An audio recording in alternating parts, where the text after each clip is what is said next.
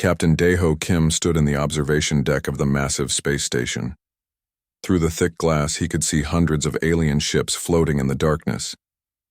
Each ship belonged to a different species that ruled parts of the galaxy. Today, they would all decide what to do with humanity. The Galactic Council Station was bigger than any human city. It had been built long before humans learned to travel between stars. The walls were made of some metal that changed colors, and the air tasted strange. Everything here was designed to make visitors feel small and unimportant. Daeho adjusted his blue uniform and checked his watch. In 30 minutes, Ambassador So-min Park would speak to the council. She would try to save humanity's future with words. Daeho hoped it would work, but his soldier's instincts told him it would not. "Nervous?" asked a voice behind him. Daeho turned to see Ambassador Park walking toward him.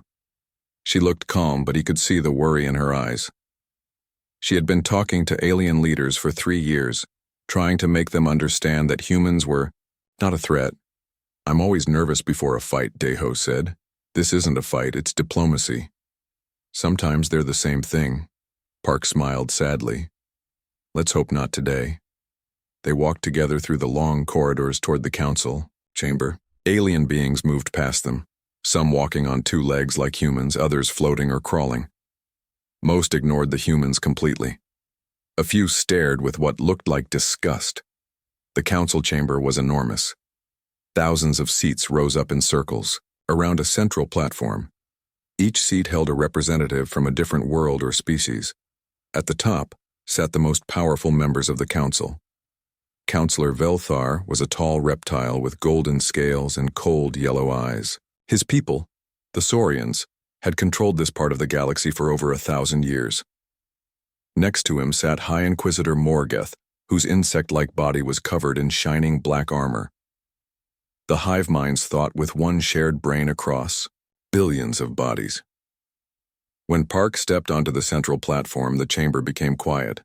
Thousands of alien eyes looked down at her. She looked very small and very human in that vast space. "Honored members of the Galactic Council," Park began, her voice carried by speakers throughout the chamber. "I come before you today to speak for humanity and our colonies across the galaxy." A low sound came from the alien audience. It might have been laughter, but it sounded more like hissing. Councillor Velthar stood up. His voice was deep and cold. "Ambassador Park, your species has been given many chances to follow council guidance. You have ignored our rules about expansion. You have refused to accept our oversight of your colonies. You have acted like children who will not listen to their elders." Park's hands clenched at her sides, but her voice stayed calm. "Counselor, with respect, humanity has followed all established laws regarding space travel and colonization. We have not attacked any other species. We have only settled on empty worlds that no one else wanted." "Empty?" High Inquisitor Morgeth's voice buzzed like a swarm of insects. "You call worlds empty because they do not hold life forms you recognize. You think only your kind of life matters." "That's not true," Park said. "We have always scanned for any signs of life before." "Silence!" Velthar's shout echoed through the chamber. "You will not argue with this council. You are here to receive our decision, not to make demands." Daeho felt his jaw tighten. He had seen this before in military meetings. The aliens had already made up their minds. This whole ceremony was just for show. Velthar continued speaking. "The council has decided that humanity's expansion must be controlled. You will withdraw from 80% of your current colonies. The remaining colonies will be supervised by council governors who will guide your development." The chamber filled with approving sounds from the alien audience. Park stood perfectly still for a moment. Daeho could see her thinking, calculating, trying to find some way to save her people. "What about the families on those worlds?" Park asked. "The children who were born there? The farms and cities they have built?" "They will be relocated," Morgeth buzzed. "Council member species will take over administration of those worlds. Your people will be given work suitable to their abilities." "As servants," Park said quietly. "As guided beings learning to become civilized," Velthar corrected. "This is how all young species must grow. The Zenthari accepted guidance 300 years ago. The column submitted to oversight 500 years ago. Now they are valued members of our galactic community. Daiho had read about the Xanthari and the column. Their original cultures no longer existed. Their people worked in council factories and farms. They had no military, no independent government, no real freedom. They were alive, but they were not free. Park took a deep breath. The council's offer is generous. I request 48 hours to discuss this with Earth's government. Velthar's yellow eyes narrowed. Very well, but understand, Ambassador, this is not a negotiation. This is the council's final decision. Accept it, and your people will have a place in our galaxy. Refuse it and face the consequences. I understand, Park said. As they left the chamber, Daiho could hear the aliens talking excitedly among themselves. They sounded pleased, confident. They thought humans would surrender just like every other species had done. In the hallway, Park walked quickly toward their ship. We need to send a message to Earth immediately, she said. What will you tell them? Daiho asked. Park stopped, walking, and looked at him. For the first time, he saw anger in her eyes, burning bright and dangerous. I'll tell them the truth, she said. The council doesn't want to guide us. They want to own us, and I'll tell them something else. What? I'll tell them that every species in this chamber thinks humans are weak. They think we'll roll over and accept slavery to avoid a fight. Park's voice grew harder. They've never seen what humans do. When someone tries to take away their freedom. Daiho smiled. It was not a pleasant smile. No, he said. They haven't. As their ship left the station, Daiho looked back at the massive structure floating in space. Soon, he thought, these aliens would learn something new about humans. They would learn that some things were more important than peace. They would learn that some fights were worth having. They would learn what happened when humans stopped being diplomatic. The news traveled faster than light across human space. On every colony world and every space station, families gathered around their screens to hear Ambassador Park's report. The Galactic Council wanted humanity to give up almost everything they had built among the stars. Admiral Sujin Lee sat in her command chair aboard the flagship New Seoul, watching the faces of her officers as they listened to the broadcast. 20 years of military service had taught her to read people. She saw anger, fear, and something else growing in their eyes. Determination. Ma'am, said her communications officer, we're receiving emergency calls from colony governments across the sector. They want to know what Earth's response will be. Sujin nodded. Tell them to stand by. We'll have answers soon. She stood up and walked to the observation deck. Through the thick windows, she could see the lights of human ships patrolling the space around New Busan Colony. Families down there were probably packing their belongings right now, wondering if they would have to leave their homes forever. New Busan was a farming world. The colonists had spent 15 years turning empty plains into green fields that fed 3 other systems. The children born there had never seen Earth.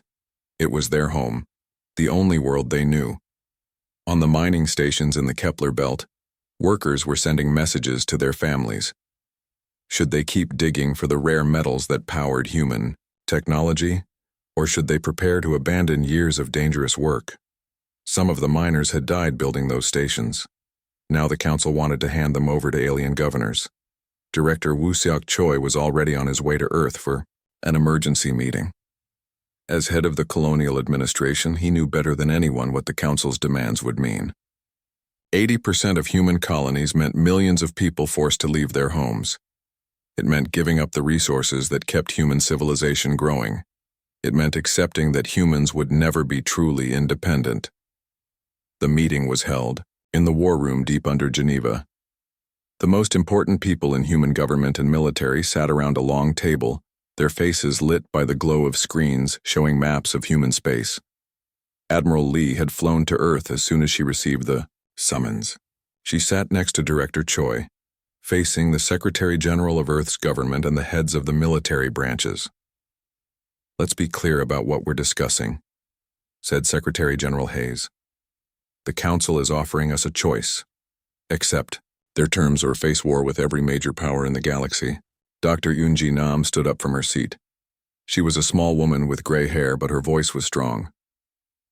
It's not really a choice. My team has been studying what happens to species that accept council guidance. Within 50 years, their original cultures disappear. Their military forces are dissolved. Their people become workers in council industries. She activated a holographic display showing population data. The Xanthari had a population of 8 billion when they accepted guidance. Today, they have 12 billion, but genetic analysis shows that 70% of them are hybrids.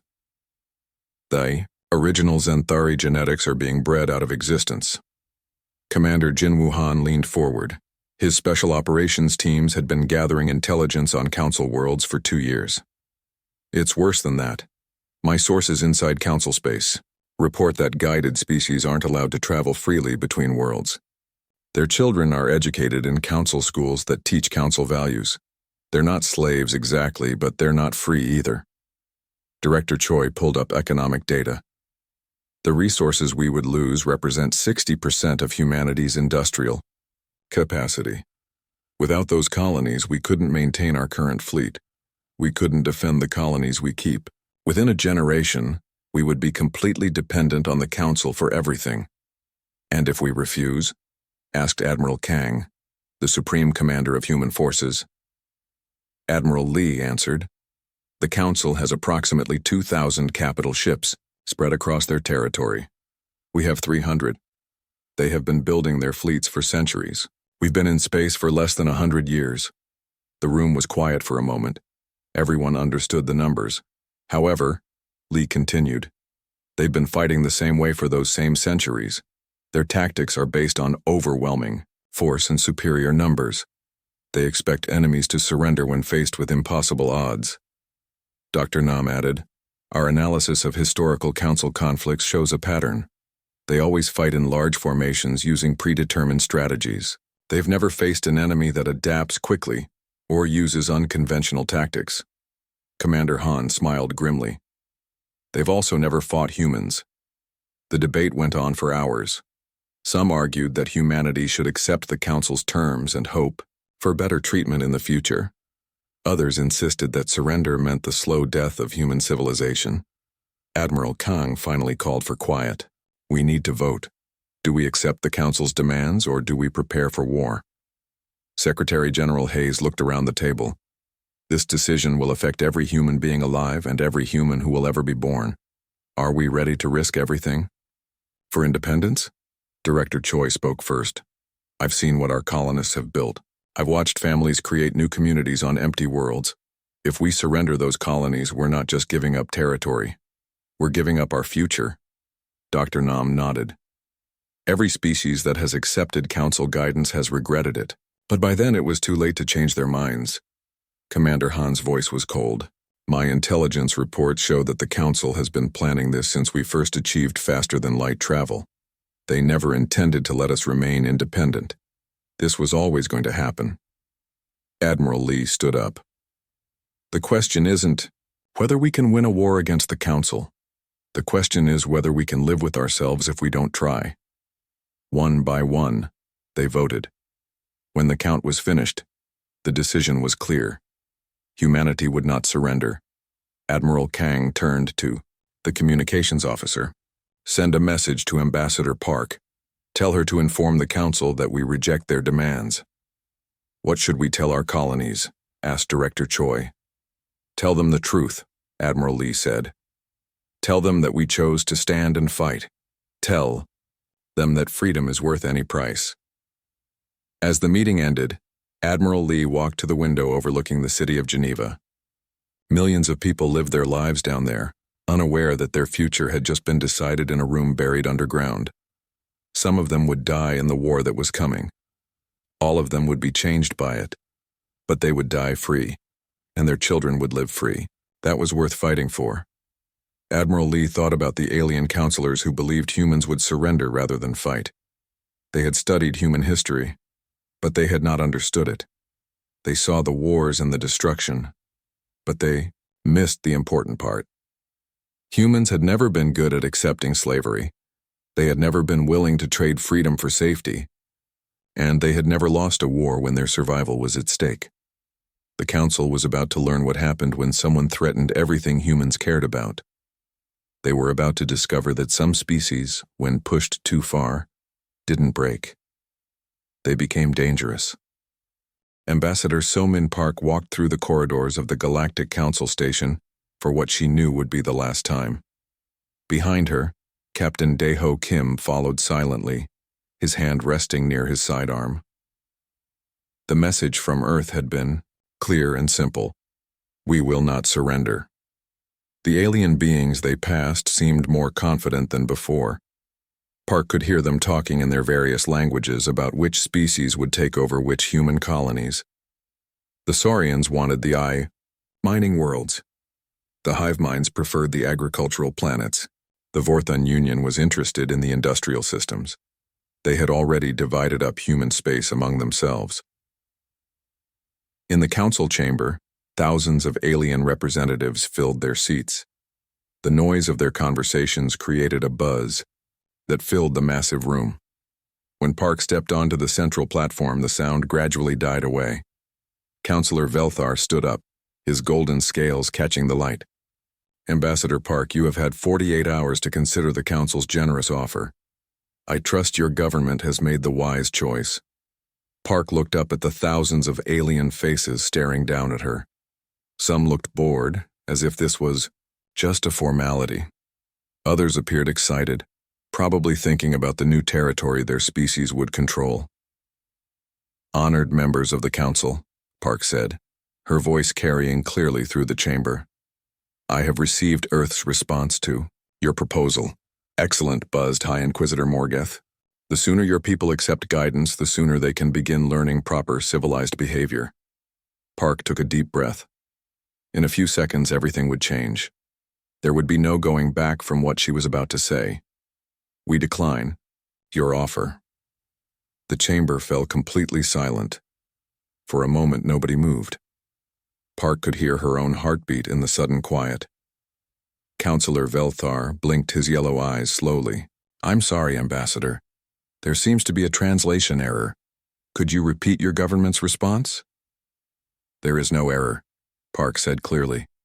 Humanity rejects the Council's demands. We will not surrender our colonies. We will not accept alien governors. We will not submit to Council guidance.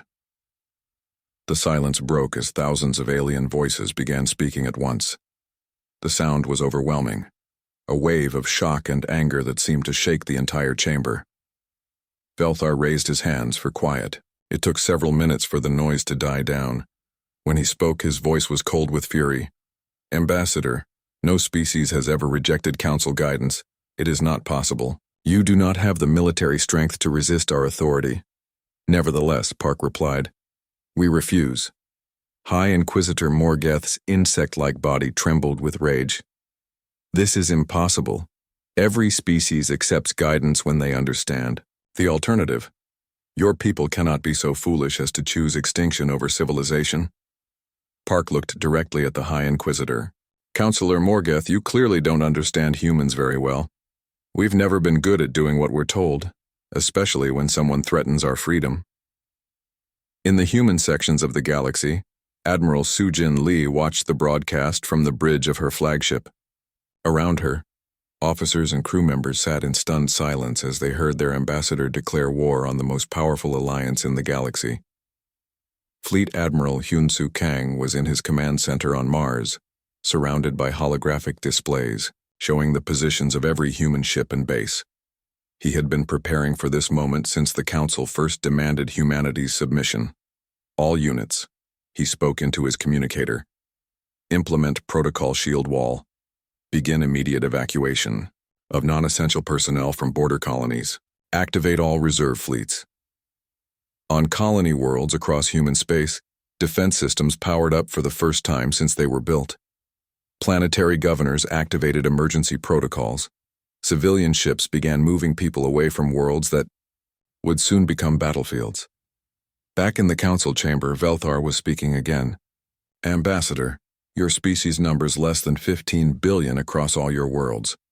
The council represents over 2 trillion sentient beings. Our combined fleets could destroy every human ship and station within a matter of months. You're probably right, Park agreed. Your fleets are larger than ours. Your weapons are more advanced. Your technology is superior in almost every way. The alien representatives nodded, some of them looking satisfied that the human finally understood reality. Park continued, but you're missing something important. You've been studying human military capabilities, human ship designs, human weapons. You think you understand what you're facing. She paused, looking around the chamber at the thousands of alien faces. You don't. Captain Kim watched his ambassador with growing respect. She stood alone on that platform, surrounded by enemies, calmly declaring war on impossible odds. What you've been studying, Park said, is how humans fight when we're being careful, when we're trying to minimize casualties, when we're trying to follow the rules of civilized warfare. Velthar leaned forward. What are you saying? I'm saying that you've never seen humans fight when we're angry. You've never seen what we do when someone threatens everything we care about. You've studied our police actions and peacekeeping missions. You've never seen us in a real war. Park's voice grew harder. Counselor, you want to turn our children into servants. You want to erase our culture and make us into something else. You want to take away everything that makes us human. The chamber was completely quiet now. Every alien representative was listening. You should have studied our history more carefully, Park said. You should have learned what happens to anyone who tries to enslave human beings. You should have discovered what we do to enemies who threaten our families. High Inquisitor Morgeth stood up, his voice buzzing with anger. Are you threatening the Galactic Council? Park smiled. It was not a pleasant expression. No, Counselor. I'm making you a promise. She activated her communicator and spoke clearly. To all human forces, this is Ambassador Park. Diplomatic solutions have failed.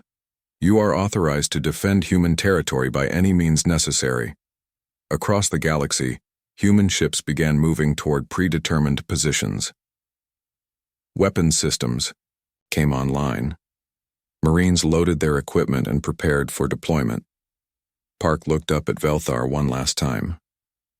You wanted to know what makes humans different from every other species you've conquered? Here's your answer.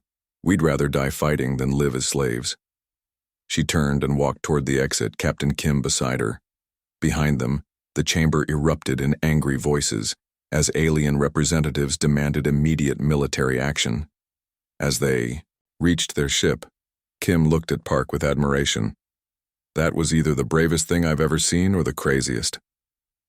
Park was watching the massive council fleets beginning to move through space, heading toward human territory. Maybe both, she said, but at least our children will know that we tried to stay free. Their ship accelerated away from the station, carrying the last human diplomats out of council space. Behind them, the greatest military alliance in galactic history prepared for war. They had conquered dozens of species over the centuries.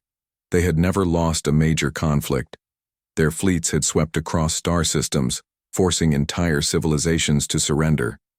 But they had never fought humans before. They were about to learn that some species, when threatened with extinction, didn't become desperate. They became deadly. The first council attack came exactly 72 hours after Ambassador Park's declaration. 12 human colonies found themselves facing massive alien fleets that dropped out of faster-than-light travel with overwhelming force. The Council's strategy was simple and had worked for centuries. Attack multiple targets simultaneously, destroy the enemy's will to fight with superior numbers, and wait for surrender. They expected humanity to collapse within days. Captain Tae-young Seo stood on the bridge of the human battleship Incheon, watching enemy ships fill his tactical display. The Council fleet attacking the new Jeju system had over 200 vessels. Seo's defense force had 37. Sir, his weapons officer reported, enemy fleet is moving into standard attack formation. They're signaling for our surrender. Seo studied the enemy formation. The alien ships were arranged in perfect geometric patterns, each vessel in its assigned position. It was beautiful, precise, and completely predictable. Signal all ships, Seo ordered. Begin pattern Chaos 7. The human ships scattered in what looked like panic. To the council commanders, it appeared that the humans were breaking formation and trying to flee. They ordered an immediate advance to prevent escape. The aliens never saw the trap coming. As the council ships moved forward to surround the supposedly fleeing humans, CO's vessels suddenly turned and attacked from unexpected angles. Human ships dove under the enemy formation, climbed over it, and struck from directions the aliens hadn't defended. The Incheon rolled inverted and fired its main guns directly into the belly of a Saurian cruiser that had never expected an attack. From below, the alien ship's shields, designed to stop weapons fire from ahead and behind, couldn't handle the assault from underneath. "Enemy formation is breaking apart," reported the tactical officer. "They're trying to reform, but they can't coordinate their movements." The council fleet had trained for centuries to fight in organized formations. When those formations were broken, individual ship commanders didn't know how to respond. They had never learned to fight as individuals. Human ships, on the other hand, had trained for exactly this situation. Every captain knew how to adapt, how to see opportunities and take risks. They fought like a pack of wolves against a herd of cattle. On the surface of New Jeju, Colonel Bo-young Lim watched council landing ships descend through the atmosphere. The aliens were coming with ground forces to occupy the planet, expecting the orbital battle to be finished quickly. "Ma'am," her communications officer said, "the Incheon reports the space battle is going better than expected. Captain SEO is asking for more time." "He'll get it," Lim replied. She activated her communicator to address all human forces on the planet. "All units, implement Fortress Protocol. Make them pay for every meter." The Council ground forces expected to face a traditional planetary defense. They landed at major cities and industrial centers, planning to capture key locations and force the planet to surrender. Instead, they found empty cities rigged with explosives. The humans had evacuated all civilians and turned every building into a trap. When alien soldiers entered what looked like abandoned structures, the buildings collapsed on top of them. Colonel Lim's forces didn't try to hold territory. They struck fast and disappeared, hitting supply convoys and isolated units. They turned the planet's own geography against the invaders, using knowledge of local terrain that no alien could match. The Saurian ground commander sent increasingly frustrated reports to his fleet. Instead of conquering a planet in days, his forces were being slowly destroyed by an enemy that refused to fight conventionally. In space above New Jeju, Lieutenant Sung-min Yoon led his fighter squadron through a swarm of alien interceptors. The council pilots flew in tight formations, each following predetermined flight patterns that had been proven effective for generations. Yoon's pilots ignored those patterns completely. They flew like no sane pilot would, taking risks that alien training said were impossible. They dove toward enemy ships at speeds that should have killed them, pulled turns that should have torn their fighters apart, and survived collisions that should have been fatal. "Ghost Leader," his wingman called over the radio. "I have 6 council fighters on my tail. Weapons locked, incoming missiles." "Copy that, Ghost 3. Hold your course and trust me." Yoon accelerated his fighter toward the planet's surface, diving at an angle that would kill him if he miscalculated by even a few meters. Behind him, the 6 enemy fighters followed, their pilots certain they had an easy kill. At the last possible second, Yoon pulled up, using the planet's gravity to help him turn. His fighter's hull scraped the atmosphere, creating a trail of fire as he climbed back towards space. The alien pilots tried to follow the same maneuver. 3 of them succeeded. 3 of them crashed into the planet's surface, their ships unable to handle the stress that Yoon's fighter had survived. "Ghost 3, you're clear. Enemy fighters destroyed." "How did you know that would work?" Yoon smiled inside his helmet. "Because they fight by the book. We write our own." Across the galaxy, similar battles were taking place. On each world, the Council attacked. Human forces fought in ways the aliens had never seen. Ships that should have retreated turned and attacked. Soldiers who should have surrendered set ambushes. Pilots who should have died pulled off impossible maneuvers. Fleet Admiral Hyun-Soo Kang monitored the battles from his command center, watching tactical displays that showed 12 different star systems under attack. The numbers still favored the Council, but those numbers were changing. "Sir," His intelligence officer reported.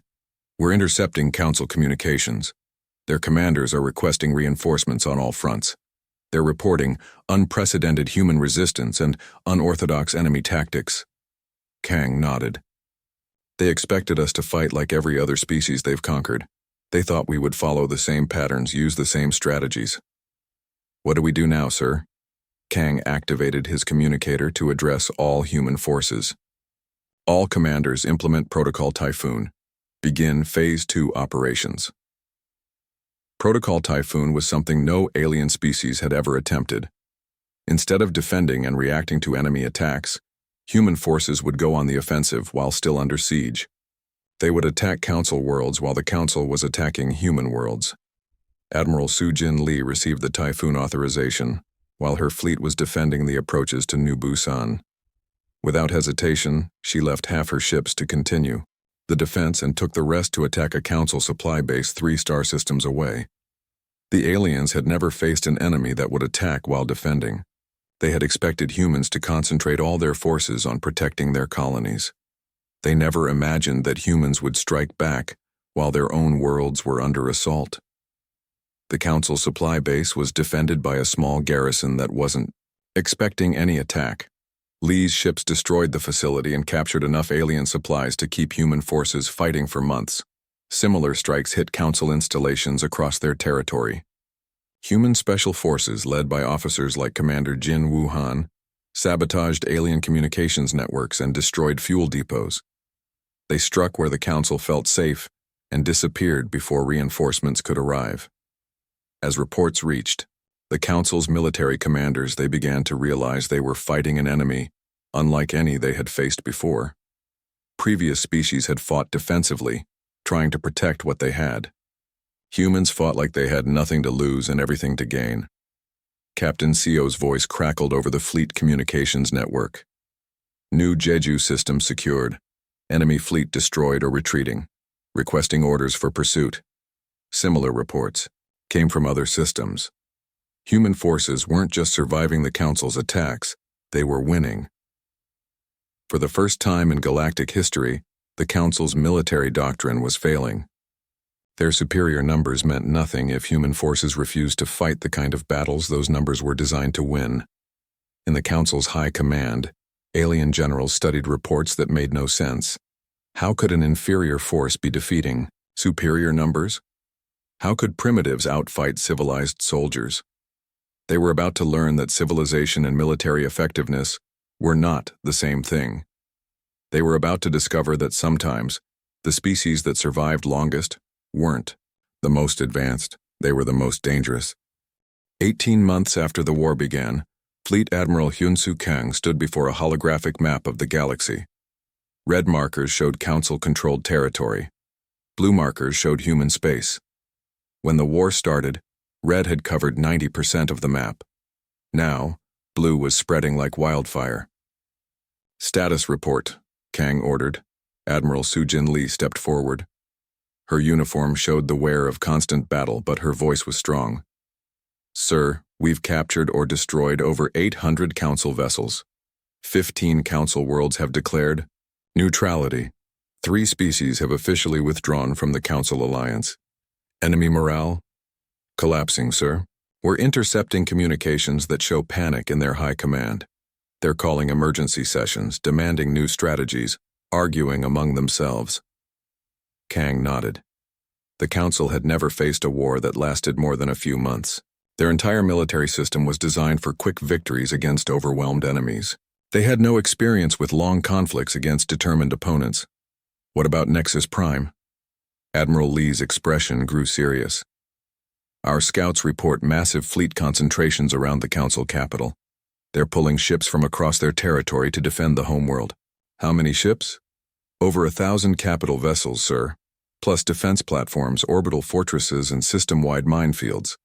It's the strongest defensive position in galactic history. Kang studied the tactical display showing the Nexus Prime system. It was indeed a fortress that had never been successfully attacked. The Council's capital world sat at the center of a defensive network that had been built over centuries. And our forces? 400 ships, sir.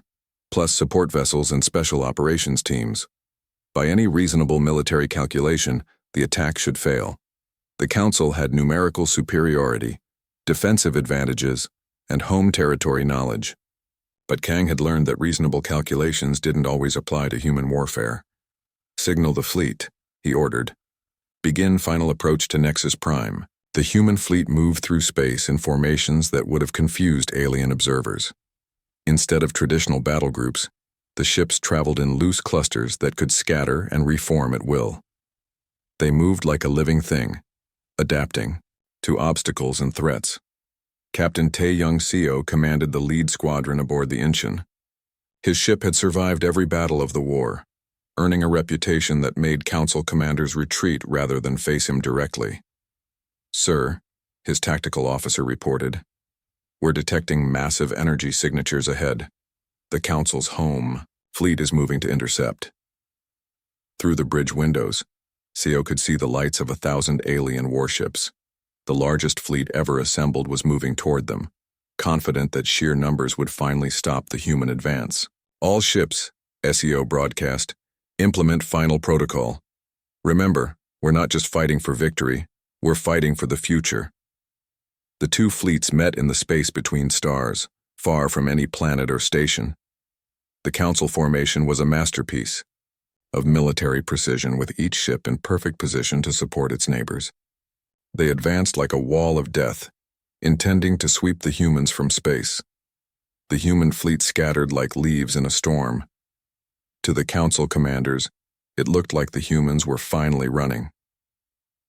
After 18 months of inexplicable victories, they were facing reality at last. Orders went out to pursue and destroy the fleeing enemy. But Admiral Kang wasn't retreating. He was surrounding them. The scattered human ships reformed into a sphere around the Council fleet.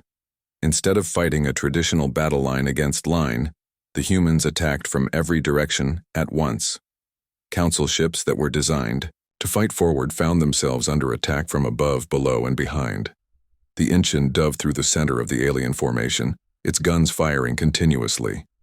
Other human ships followed, turning the organized Council fleet into chaos. Alien captains tried to reform their lines, but human forces struck every time they attempted to organize. Lieutenant Sung Min Yoon led his fighter squadrons through the massive battle, striking at Council command ships and communication relays. Without central coordination, the alien fleet began to fall apart. "Ghost Leader," his wingman called. "Enemy Admiral's flagship is trying to retreat. Should we pursue?" "Negative," Yoon replied. "Let him go. I want him to tell the Council what he saw here today." On the surface of Nexus Prime, the planetary defense commanders watched their protective fleet being destroyed in space above them. For the first time in galactic history, the Council's capital world was about to be attacked. Admiral Lee's assault ships broke through the orbital defenses and landed troops on the planet's surface. Colonel Bo Young Lim led the ground forces that had learned to fight in 18 months of constant war. The Council Station, symbol of galactic power for over 1,000 years, came under direct assault. Alien soldiers who had never fought a real battle faced human troops who had been fighting for their species' survival. The battle was brief and decisive. Inside the Council chamber, Councillor Velthar sat in his chair and watched human soldiers enter the room. His golden scales had lost their shine, and his yellow eyes showed defeat. Ambassador So-Min Park walked onto the central platform one last time. But now, instead of being surrounded by hostile aliens, she was accompanied by Admiral Kang and a guard of human marines. "Councillor Velthar," Park said formally, "I have come to discuss terms." The reptilian leader looked at her with something like confusion. "Terms? You have already won. Why do you offer terms instead of demanding surrender?" Park looked around the chamber at the alien representatives who remained. Many seats were empty now, their occupants having fled when the battle turned against them. "Because we're not conquerors," she said. "We never wanted to rule the galaxy. We just wanted to be left alone to live as free beings." High Inquisitor Morgeth's insect-like form trembled with rage. "You cannot simply destroy the Council. There must be order. There must be control." "There will be," Admiral Kang said quietly. "But not your kind of order. Over the following weeks, a new system of government emerged from the ashes of the Council. Instead of a few powerful species ruling over everyone else, the new Galactic Confederation gave every species an equal voice. Species that had been suppressed for centuries were free to rediscover their own cultures. Trade routes that had been controlled by Council monopolies opened to everyone. Worlds that had been strip-mined to feed alien empires began to recover. Admiral Lee found herself appointed as humanity's representative to the new government. Her first act was to establish a memorial for all the beings who had died in the war, both human and alien. Captain Seo returned to patrol duty, but now he commanded a mixed fleet of human and alien ships working together to keep the peace. The galaxy was learning to live without the fear that had kept the Council in power.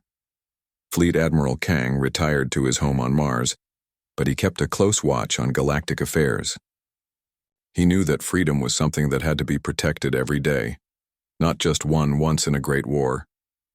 In a quiet moment, Ambassador Park visited the memorial on Earth, where the names of all the humans lost in the war were carved in black stone. She read the inscription that had been placed there by popular vote. They chose to stand, so others could choose to kneel or not, as they wished. The galaxy had learned something important about humanity during those 18 months of war.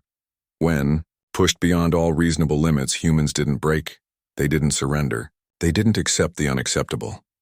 They fought back, and when they fought for their freedom, for their families, for their right to exist as free beings, they became something that no amount of superior technology or numerical advantage could defeat.